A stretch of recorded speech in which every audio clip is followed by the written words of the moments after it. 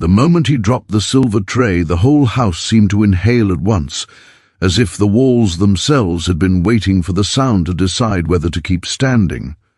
The tray struck the floor with a sharp, trembling cry, metal screaming against stone, and the echo raced down the corridor like a living thing, quick and accusing. Elijah froze where he stood, his fingers still curved in the shape of what they had been holding, his breath trapped painfully behind his ribs. In that single second, time slowed so completely that he could hear his own heartbeat, loud and uneven, thudding in his ears like footsteps approaching from behind. He had trained his body not to react. Years of forced obedience had taught him that stillness was survival, that every movement must be measured, every sound weighed for its consequences. Yet this time his body had betrayed him. It wasn't clumsiness that caused the tray to fall. It wasn't fatigue or hunger, though both lived in him like permanent residents. It was a thought, one sudden forbidden thought, that had loosened his grip and sent the tray crashing down, exposing him to danger far greater than broken silver. Elijah's eyes flicked instinctively toward the door, then the windows, then the shadows along the walls. No footsteps followed, no shout came. Still, the silence felt heavier than noise ever could. Silence meant attention, silence meant waiting, and waiting, in this house, was never kind. He slowly knelt, the fabric of his worn trousers whispering against the floor, and reached for the tray with shaking hands. As his fingers touched the cold metal, a shiver ran through him, not from the chill of the room, but from the memory that had sparked the fall. He could still feel it burning in his chest, that dangerous warmth that had no right to exist in a place like this. He had survived hunger that gnawed so deeply it felt like his bones were being chewed from the inside. He had survived winters that cracked his skin and summers that stole his breath. He had survived being spoken about as if he were furniture, counted like livestock and punished for mistakes he did not understand.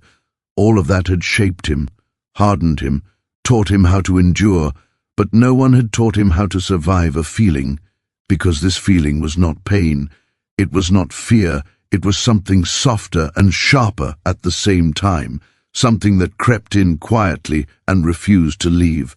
It made his chest ache in a way that felt almost sweet, almost hopeful, and that was what terrified him most. Elijah lifted the tray and set it carefully back on the small table by the wall. His movements were slow now, deliberate, as if moving too quickly might shake the thought loose again. He straightened, smoothing his shirt with palms that still trembled, and forced his breathing into a steady rhythm. In, out, in, out. He had learned that rhythm during long nights when sleep would not come, when his mind wandered too close to things he was not allowed, dead to want. This room was not his. Nothing in this house was his, not the floor beneath his feet, not the air he breathed, not even his own name, which had been given and could be taken away just as easily. He reminded himself of this every morning before he entered the master's private quarters. This room, with its polished wood and tall windows, was a place he was meant to pass through unnoticed, like a shadow that cleaned and vanished. Yet lately, it had been harder to disappear. Elijah turned toward the window, where pale morning light spilled across the floor. Dust floated in the beam, tiny particles drifting freely, answering to nothing and no one. He watched them for a moment, envy tightening in his chest. Freedom could be so small, he thought. Sometimes it was nothing more than floating where the light touched you. His reflection stared back at him faintly from the glass. A young black man with tired eyes and a face too thoughtful for his own safety. He had been told once, in a voice both mocking and admiring, that he was beautiful.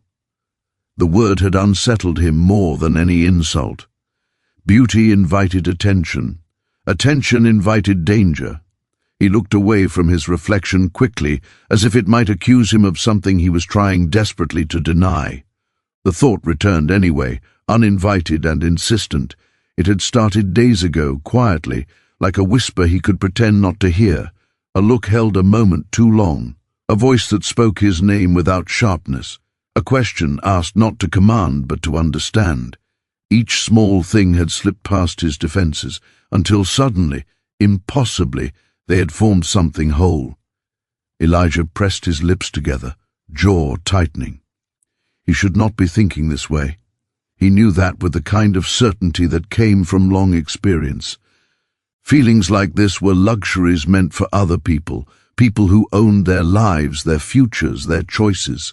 For someone like him, feeling was a liability. Feeling made you slow, feeling made you careless, feeling made you hope, and hope was the most dangerous thing of all. His hands curled into fists at his sides. He wanted to crush the feeling, stamp it out before it could grow roots. He had done it before with other thoughts, dreams of running, of seeing the world beyond the fields and fences, of standing upright without fear. He had buried those dreams deep, where they couldn't hurt him. This should be no different. But this feeling refused to be buried. It lingered in the room, clinging to the furniture, the books, the faint scent of ink and wood. It rose in his chest every time he remembered the way the Master listened, truly listened, as if Elijah's words mattered, as if Elijah himself mattered. That illusion was more intoxicating than kindness had any right to be. Elijah swallowed hard, throat tight. He had not asked for this. He had not invited it. Yet here it was, sitting heavy inside him, threatening everything he had built to survive. He wondered briefly if this was how men lost themselves, one unguarded thought at a time. He returned to his work, dusting the shelves with careful strokes, aligning books he was not allowed to read. Each movement was a distraction, a way to remind himself of his place. Cloth over wood, step back, breathe, do not think. But the more he tried not to think, the louder his thoughts became. What frightened him most was not punishment, it was recognition. The fear that if anyone saw what he felt, truly saw it, it would change something forever. And in this world change was rarely gentle. By the time the room was spotless again, Elijah felt hollowed out, as if something essential had been scraped away. He stood still for a moment, listening, waiting for the house to exhale, for the danger to pass. Slowly, cautiously, he allowed himself one final thought before leaving the room. If feeling this way was wrong, why did it feel like the first honest thing he had ever known? The question followed him as he slipped back into the corridor, silent once more, carrying with him the terrible knowledge that surviving the world was one thing, but surviving his own heart would be far harder. He was known only as Elijah, a name spoken softly when it was spoken at all, as though even saying it too loudly might grant him more presence than he was allowed to have. In the ledger books kept by the estate, he was reduced to ink and numbers, a line item beneath headings that listed livestock, tools, and land.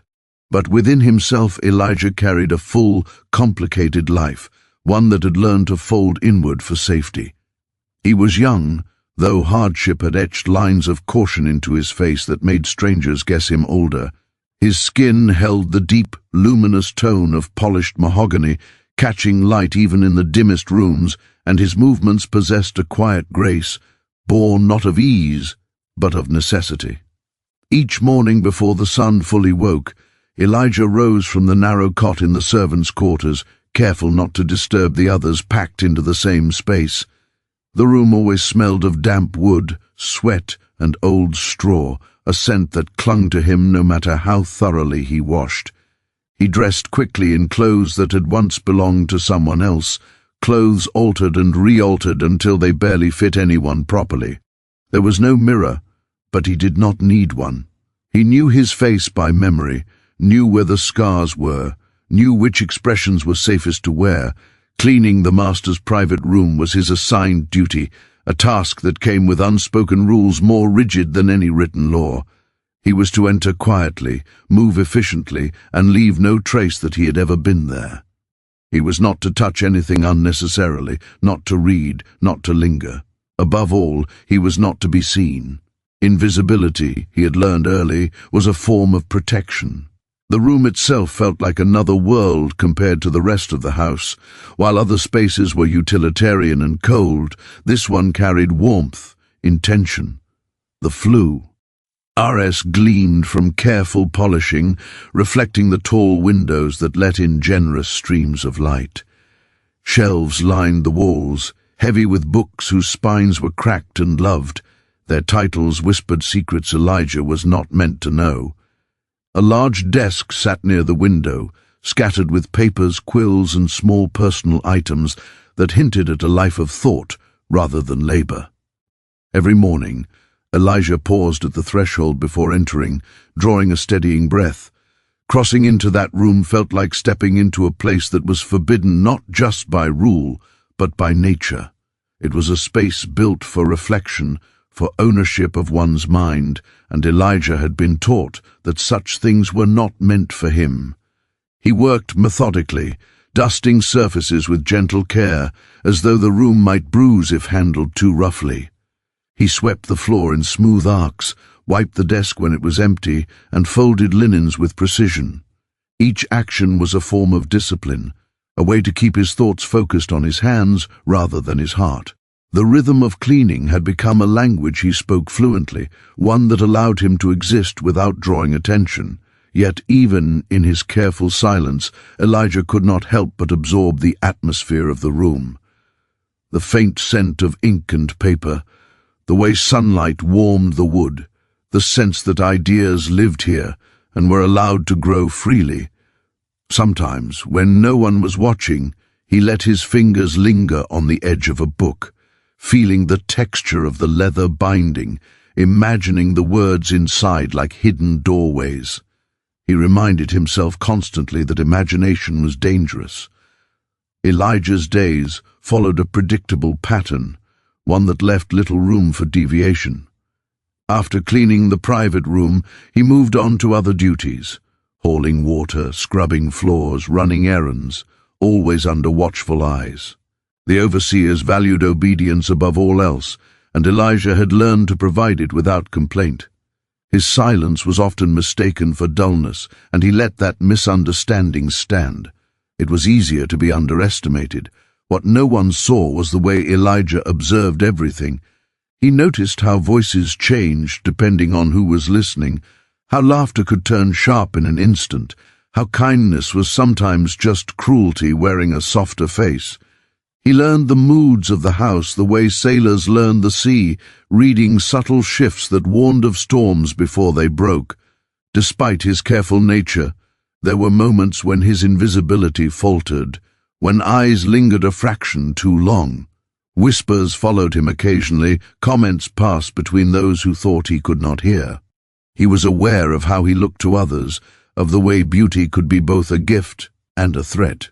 He did not cultivate it, but he could not erase it either. So he learned to lower his gaze, to soften his posture, to make himself smaller than he was. The master's private room was the only place where he felt both safest and most exposed. Safest back.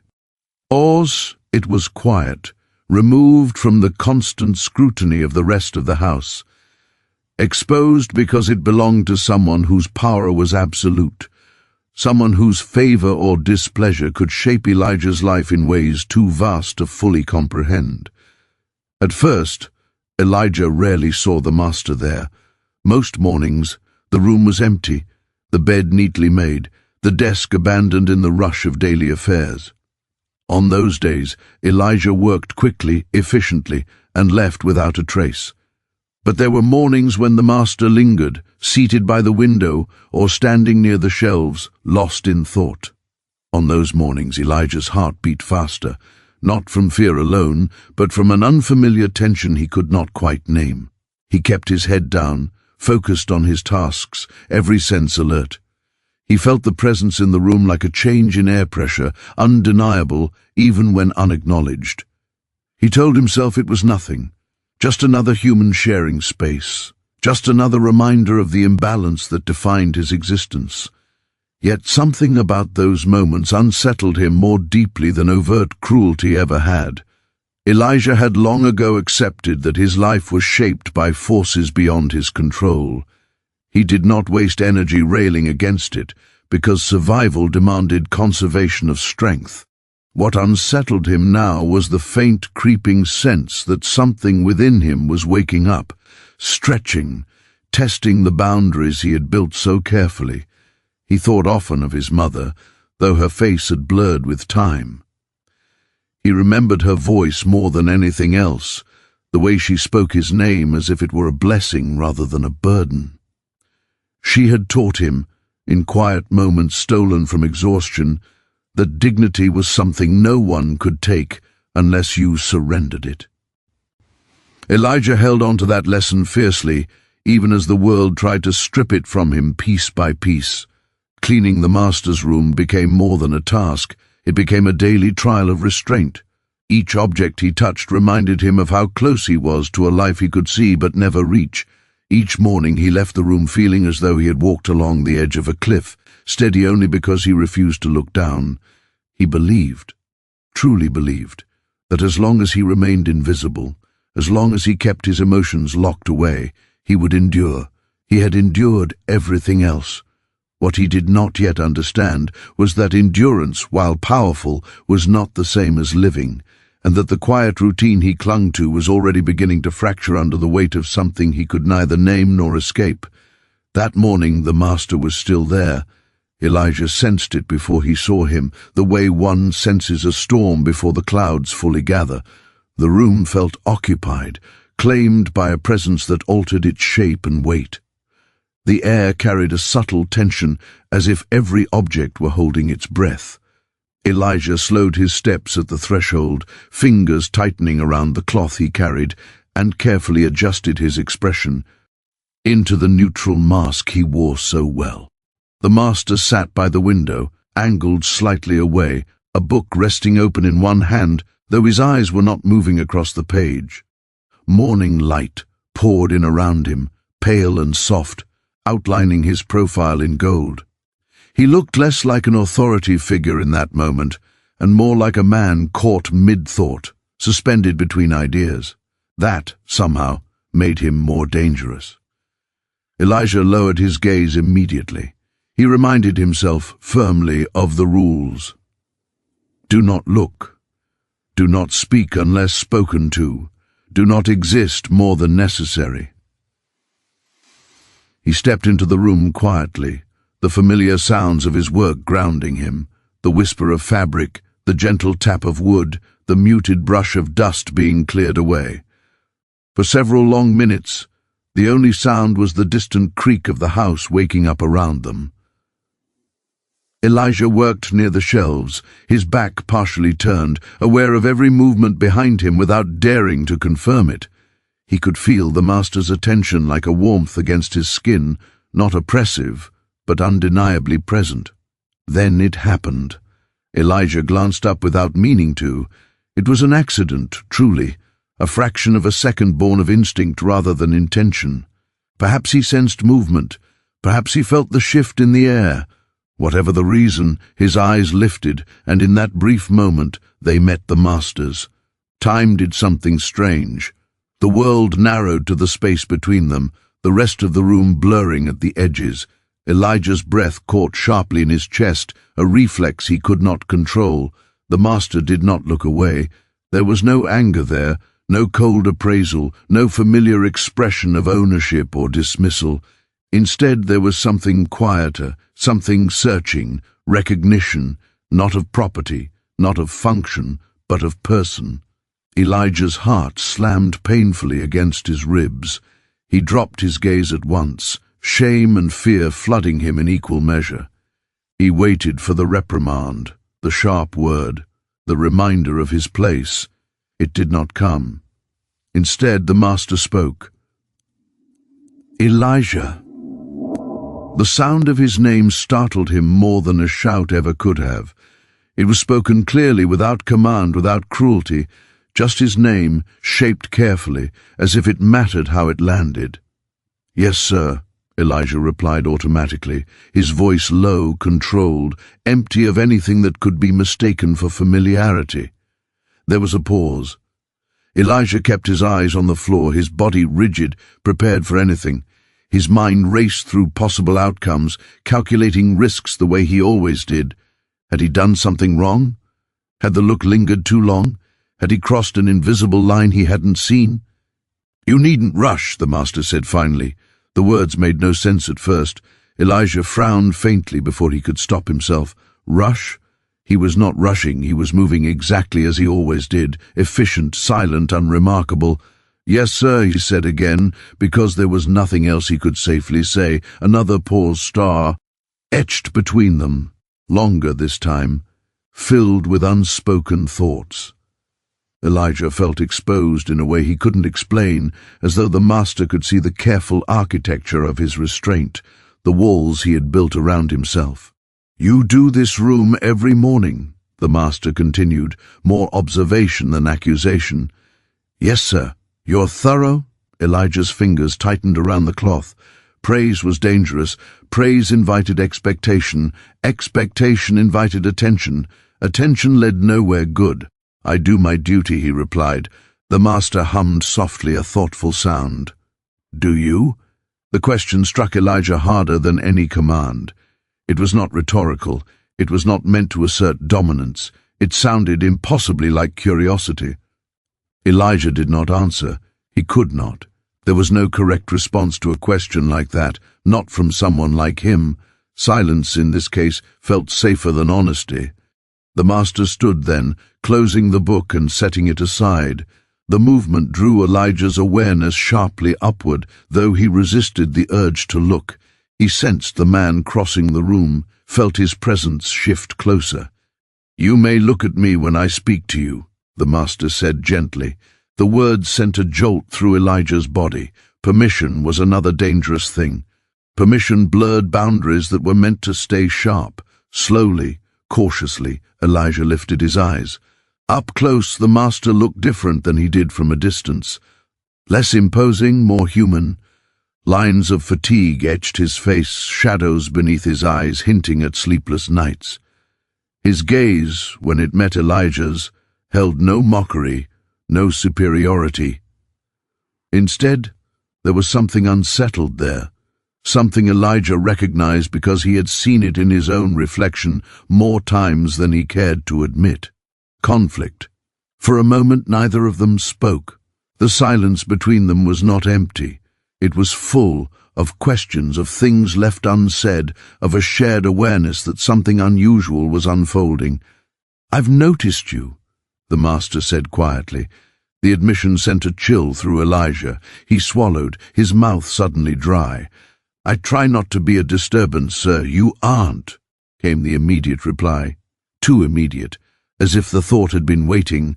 Elijah's heart began to race again, faster this time, panic creeping in around the edges of something else, something warmer, more dangerous. He told himself not to feel it. He told himself it was nothing, just words, just a moment. Moments passed. "You read?" the master asked, glancing briefly toward the shelves. Elijah hesitated. The truth hovered on his tongue, trembling. He chose it anyway, perhaps because lying felt heavier in that moment. "A little, when I was younger." The master's eyebrows lifted slightly. "Where?" "My mother taught me," Elijah said before he could stop himself. The words slipped out raw and unguarded. He had not spoken of her in years. Something softened in the master's expression. "She must have been remarkable." Elijah felt the sting behind his eyes and forced it down. She was. Another silence followed, different from the others. Less tense, more fragile. In that quiet, Elijah became acutely aware of his own body, of how close they stood, of the way the light touched the master's face, of the strange pull in his chest that refused to be ignored. He hated it, he feared it, and yet he could not deny it. This was the moment, he realized dimly, when things could change, not dramatically, not outwardly, but internally, in ways that mattered more. The master stepped back at last, breaking the invisible thread between them. "You may finish your work," he said, his tone once again measured, controlled. "Take your time." "Yes, sir," Elijah replied, relief and disappointment colliding inside him. As the master returned to the window, Elijah resumed cleaning, his hands steady by sheer force of will. But something had shifted. The room felt different now, charged with a knowledge that could not be undone. Their eyes did not meet again that morning. They did not need to. Elijah left the room with his heart heavier than when he had entered, carrying with him the terrifying understanding that being seen, truly seen, might be the most dangerous thing he had ever experienced. Days began to blur together after that morning, not because they were the same, but because Elijah found himself measuring time differently. Before, his days had been counted in tasks completed and hours endured. Now they were marked by glances not taken, words remembered, silences that stretched longer than they should have. The memory of that first real conversation lingered in him like a bruise, tender, impossible to ignore. He told himself it meant nothing. He told himself it was dangerous to let it mean anything. Yet each morning, as he approached the master's private room, his chest tightened with an anticipation he resented. He hated that his body responded before his mind could stop it, hated that he had begun to listen for footsteps, to sense whether the room was occupied before he crossed the threshold. Sometimes it was empty, and those mornings brought a strange mix of relief and disappointment. Relief because there was no risk. Disappointment because the quiet felt heavier without that shared presence, as if something unfinished hung in the air. Other mornings, the master was there again. Their interactions never crossed into anything overt. There were no declarations, no confessions, no touches that lingered too long. Instead, there were small things. Questions asked casually, comments made in passing, moments where silence felt intentional rather than enforced.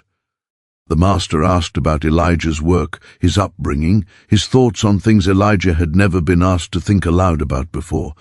At first, Elijah answered cautiously, each word filtered through years of survival instincts. He kept his responses short, factual, safe, but the master listened with an attention that made evase. Ion difficult. He did not interrupt. He did not correct. He did not speak as though Elijah's thoughts were curiosities to be examined, but as though they mattered. That was the most unsettling part.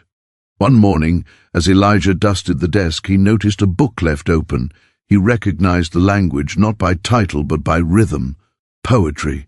His fingers hesitated over the page before he could stop himself. He pulled back immediately, heart pounding, but the master had noticed. "You recognize it," he said. Elijah swallowed. "Yes, sir." "You've read it?" "A long time ago," Elijah replied. "My mother used to recite parts of it." The master smiled faintly. "She sounds like a woman of taste." Elijah did not trust himself to respond. He focused on his work, but the words stayed with him, warming something inside that had long been cold. As days passed, these exchanges became a quiet pattern, never too long, never too personal, always balanced on the edge of something unnamed. Elijah lived in constant tension, afraid that someone would notice, afraid that the master himself would suddenly remember the rules that governed their lives. He was not naive. He knew kindness did not erase power. He knew that no matter how gentle the tone, the imbalance between them remained vast and unchangeable.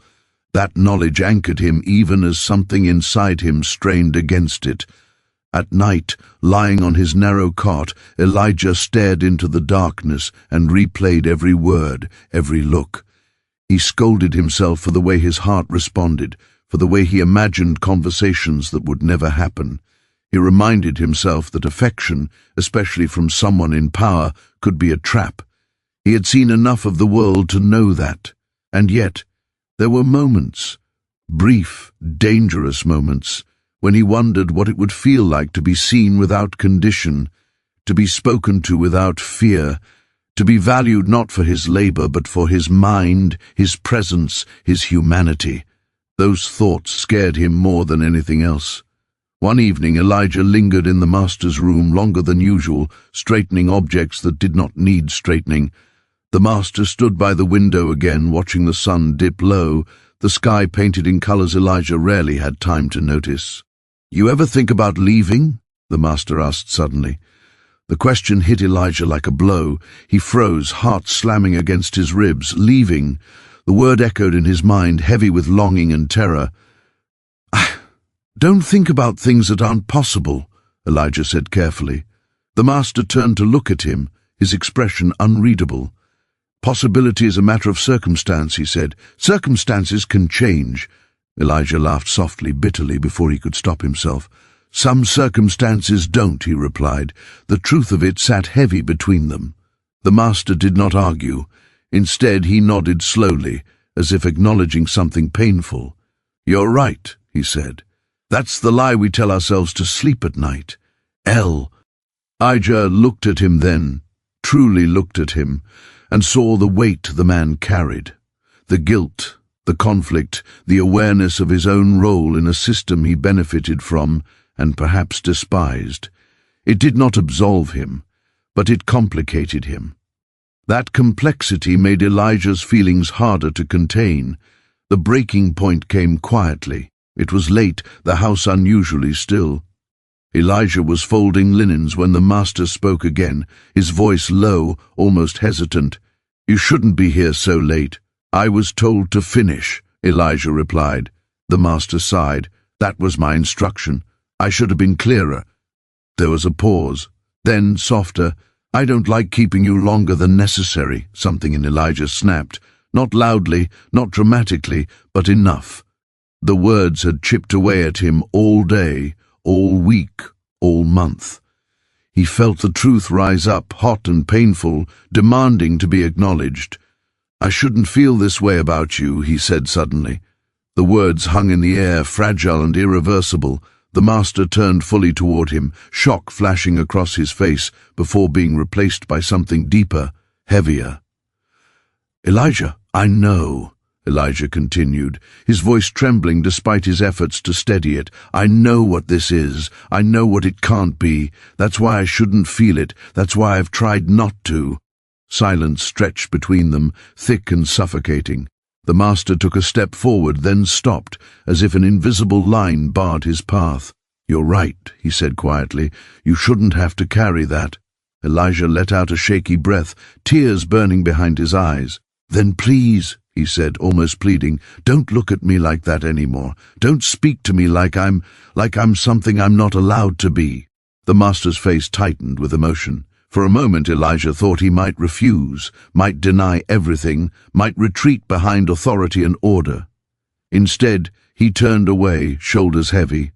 I never meant to burden you, he said. I never meant to make this harder. Elijah nodded, pain and relief crashing together. Saying it out loud had hurt more than he imagined, but it also felt like exhaling after holding his breath for too long. He finished his work quickly after that, moving with mechanical precision. When he left the room, he did not look back. That night, sleep did not come easily. Elijah lay awake, staring into darkness, heart aching with something like grief. He had named the feeling and in doing so had accepted its impossibility. What he did not know, what he could not yet imagine, was that some truths, once spoken, refused to remain buried, and that the story between them was far from over. After that night, the house felt altered to Elijah, as if its walls had shifted slightly out of alignment. Nothing outwardly changed. The same bells rang, the same orders were given, the same routines enforced themselves with unrelenting precision, yet beneath the familiar rhythm, something had fractured. Elijah moved through. His duties with the practiced efficiency that had kept him alive for years, but inside him, everything felt raw, exposed, as though the truth he had spoken had stripped away a layer of armor he did not know how to replace. He avoided the master's room for as long as he could, without drawing suspicion. When he was sent elsewhere, he worked with a grim focus, scrubbing floors until his hands burned, hauling water until his shoulders screamed. Physical exhaustion was a welcome distraction. It dulled the ache in his chest, quieted his thoughts, allowed him to sleep without dreaming, at least for a few hours at a time, but avoidance could only last so long.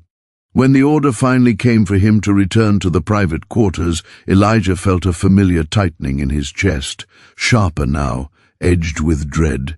He told himself that things would be different.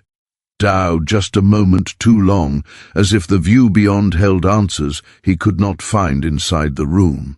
Elijah told himself not to read into it. He told himself that power did not ache the way his heart did, that whatever conflict the master felt was fleeting, insignificant compared to the consequences Elijah would bear if things went wrong. One evening, long after the house had settled into its nighttime hush, Elijah found himself summoned unexpectedly. The message was brief, delivered without explanation. He followed the familiar corridors with a growing sense of unease, every instinct urging caution. When he reached the master's private room, the door was ajar. He hesitated only a moment before knocking softly and stepping inside. The room was dim, lit only by a single lamp on the desk. Shadows pooled in the corners, softening the sharp lines of furniture and walls. The master stood near the desk, sleeves rolled up, his posture tense. "You sent for me, sir?" Elijah asked quietly. "Yes," the master replied, his voice low. "Thank you for coming." The door closed behind Elijah with a muted click that echoed louder than it should have. His heart began to race, not with the heat of longing this time, but with fear. Being alone like this, at this hour, was dangerous in ways Elijah understood all too well. "I won't keep you long," the master said, as if sensing his unease. "I wanted to speak clearly." Elijah nodded, his hands clasped tightly in front of him to hide their trembling. "I've been thinking about what you said," the master continued, "about how you shouldn't feel that way." Elijah's breath caught, despite his efforts to remain composed. "Sir, you were right," the master said, cutting him off gently, "not because the feeling itself is wrong, but because the cost of it would fall almost entirely on you." The words landed heavily, their truth undeniable. Elijah stared at the floor, his throat tight. "Then it's best we don't speak of it again." "That would be easier," the master admitted, "but ease isn't always the same as what's right." Elijah looked up before he could stop himself, confusion flickering across his face. "Sir, I don't understand."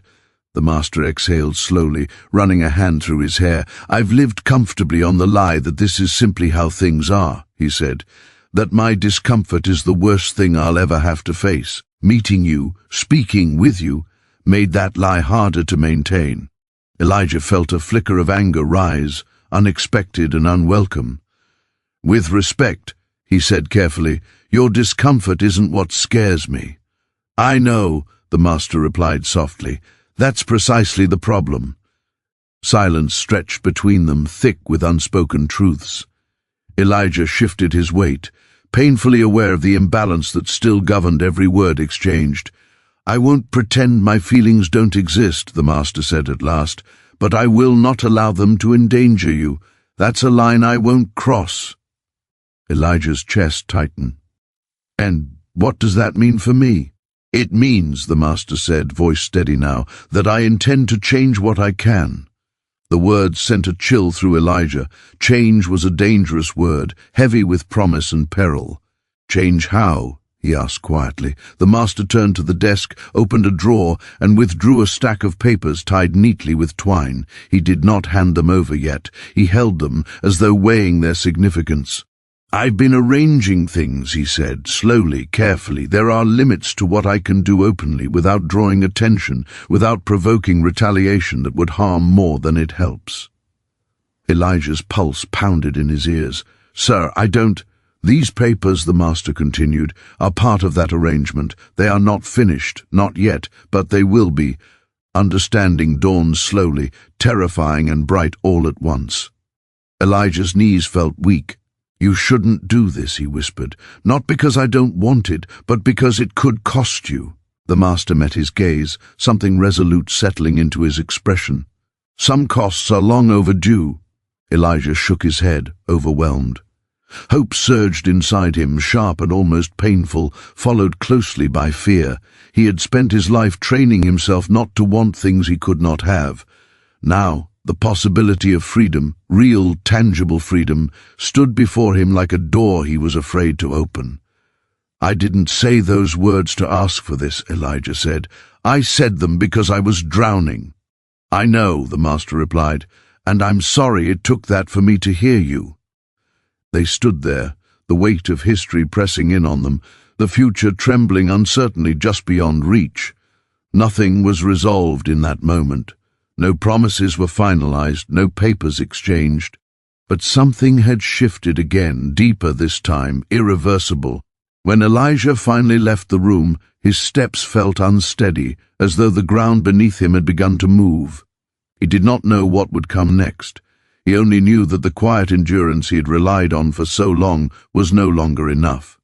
For the first time, survival and hope stood side by side before him, and choosing between them would change everything. The waiting was the hardest part. After that night, Elijah learned a new kind of patience, one that was sharper and more exhausting than the patience he had relied on all his life. Before, waiting had been passive. Endure, survive, repeat. Now waiting was active, charged with possibility and fear in equal measure. Every day that passed without change felt both safer and more unbearable. He was careful, more careful than ever. He did not let his hope show on his face or in his posture. He did not allow himself to move differently, speak differently, exist differently. To the rest of the house, he remained exactly what he had always been, quiet, efficient, invisible. But inside him, something paced like a restless animal, alert to every sound, every shift in routine, every unexpected glance. The master kept his distance. That, in itself, was a kind of protection. Their paths crossed only when necessary, and when they did, the exchanges were brief, formal, almost cold. No lingering looks, no private conversations, no moments that could be misinterpreted by curious eyes.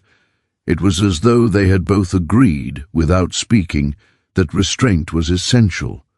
Still, Elijah could feel the work being done beneath the surface.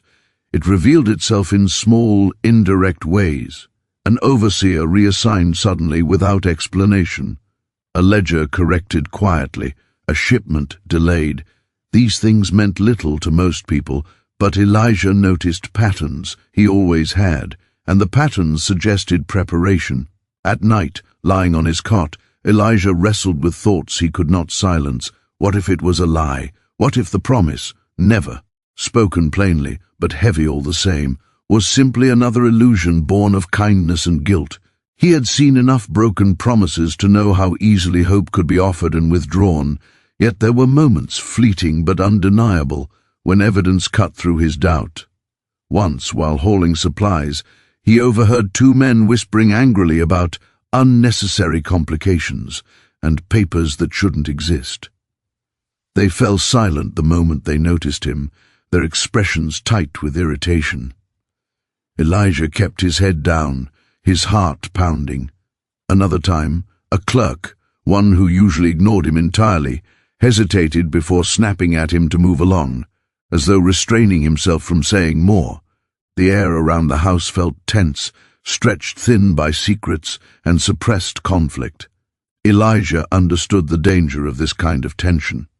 When power shifted, even slightly, it often snapped back violently. He began to prepare himself in quiet ways. He memorized paths, though the consequences are not. Elijah nodded, unable to speak.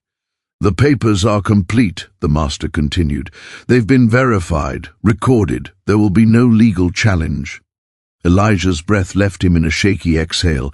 His knees felt unsteady, as though the floor itself had shifted beneath him. "Sir, you are free," the master said quietly. The word landed with a weight Elijah had never felt before. Free.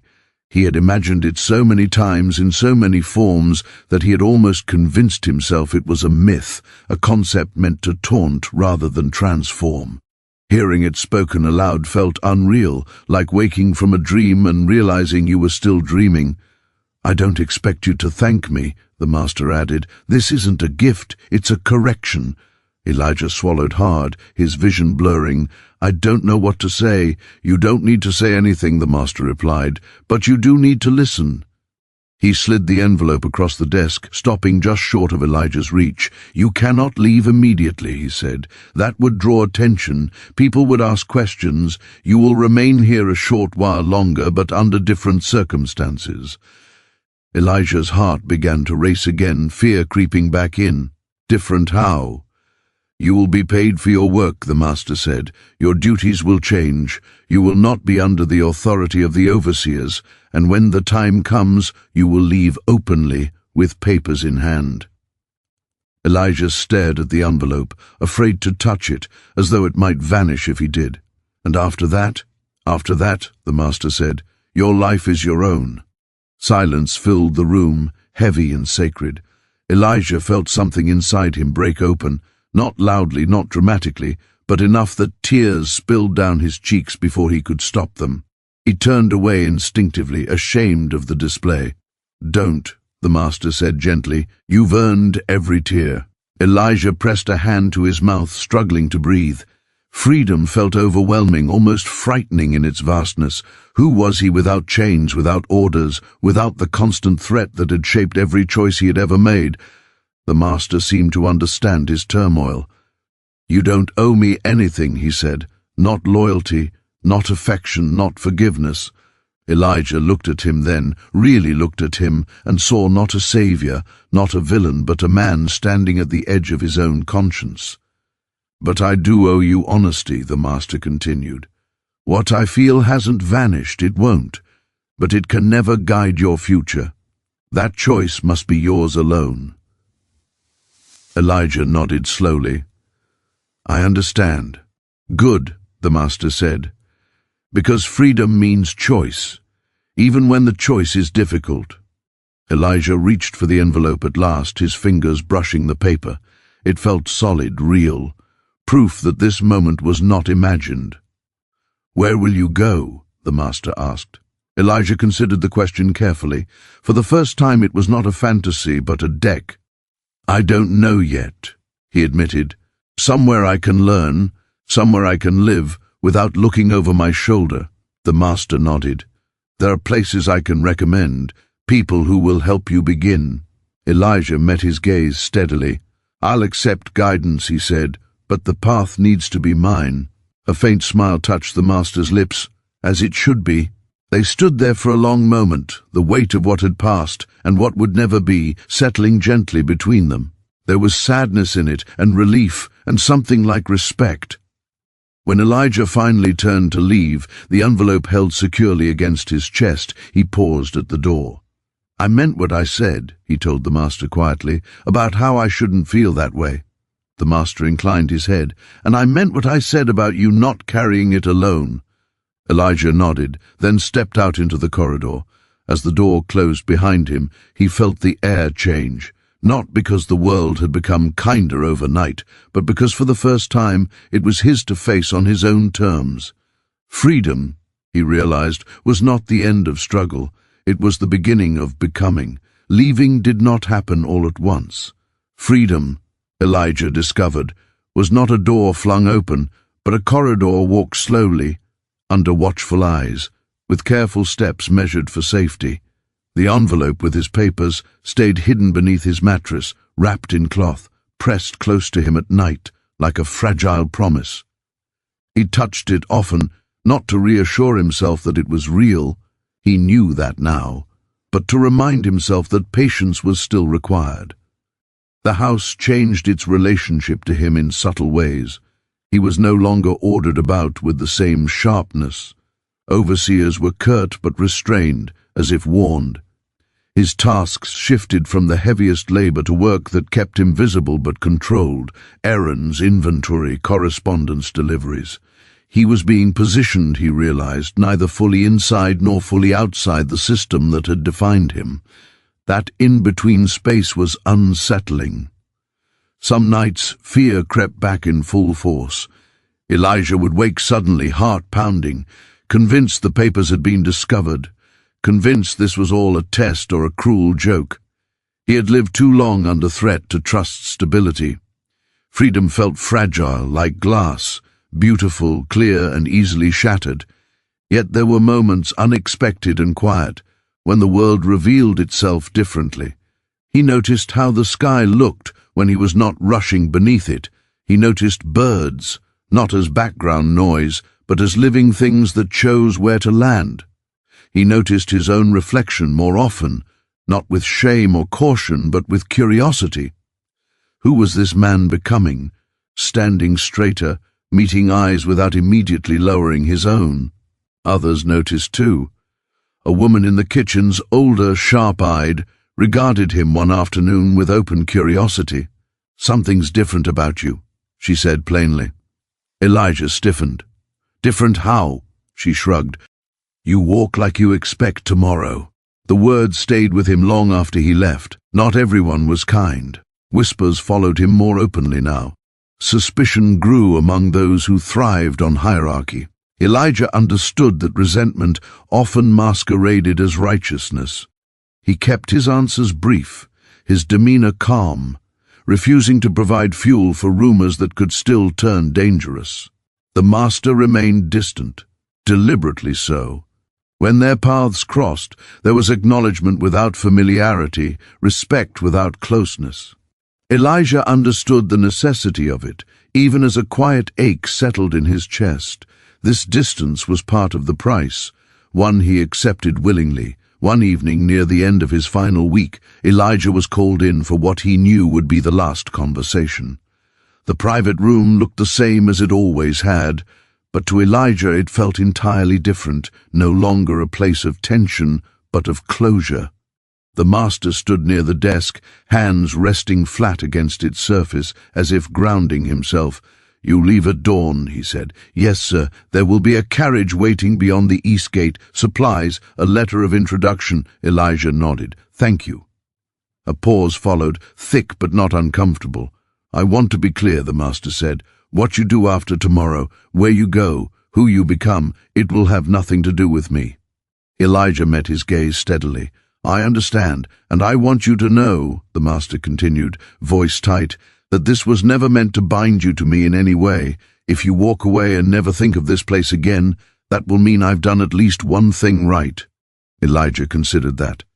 "I don't think forgetting is how freedom works," he said carefully, "but neither is carrying chains that aren't there anymore." The master exhaled, a sound caught somewhere between relief and sorrow. "You're wiser than most men I know." "I've had to be," Elijah replied. They stood in silence then, not as master and property, not as something forbidden and unnamed, but as two men acknowledging a turning point neither could undo.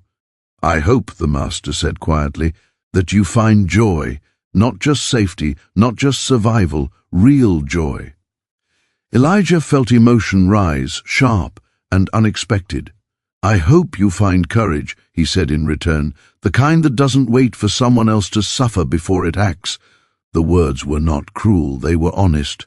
The master accepted them with a small nod. When Elijah left the room that night, he did not look back. Dawn came pale and cool. Elijah packed the few things he owned, clothes worn thin, a small book gifted quietly by the clerk weeks earlier, the envelope now folded and secure inside his coat. As he stepped into the open air, the world felt vast, frightening, and impossibly alive. The carriage waited where promised. As it rolled forward past the gate, past the land that had once defined the limits of his life, Elijah felt something loosen inside him. Not everything, not all at once, but enough. He did not know what lay ahead, only that for the first time his future was not a punishment to endure, but a question he was finally allowed to answer. And as the estate disappeared behind him, Elijah understood something essential. Freedom was not the absence of pain, nor the erasure of the past. It was the power to choose what came next. That knowledge steadied him as the road stretched forward, wide and unclaimed, waiting for him to walk it. Years passed in a way Elijah had never known time could pass, without fear snapping at its heels. At first, freedom felt unreal, like a garment borrowed rather than owned. Every morning in the early months he woke with a sharp inhale, bracing himself for orders that never came. Silence greeted him instead, not the oppressive silence of restraint, but the open quiet of possibility. It took time for his body to believe what his papers already declared. He traveled farther than he had ever imagined, not quickly but deliberately. He worked when he needed to, learned when he could, and listened always. There were towns where he stayed only days, sensing danger in the sideways looks and hushed tones. There were others where he lingered, drawn by the sound of laughter, by people who spoke his name without ownership attached to it. Each place left its mark on him, shaping him into someone new while honoring the man he had been forced to become. Elijah learned to read fully, hungrily, devouring books the way a starving man devours bread.